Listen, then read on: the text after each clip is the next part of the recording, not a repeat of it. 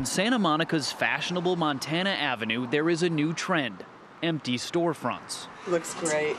Karen Damsky is seeing many of her fellow small business owners go under. She's owned a knitting shop here for 20 years. Her business has never been worse, down 55% in the past 2 years. That's $400,000 in lost revenue.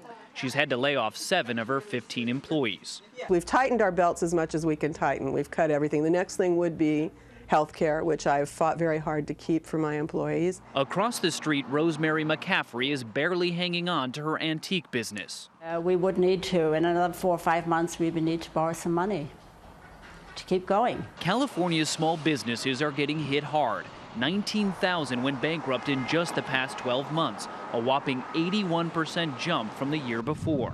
The down economy has become a triple threat for small businesses. Customers aren't spending, debt is piling up, and loans are hard to get.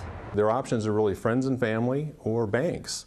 And if their friends and family are tapped out and the banks are being more conservative, then they have nowhere to go. The 22 banks that got the most in federal bailout money have cut their small business lending by a total of $11.6 billion since April.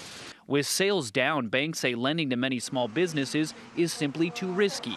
Karen Damsky is struggling to get a loan to give her business a lifeline.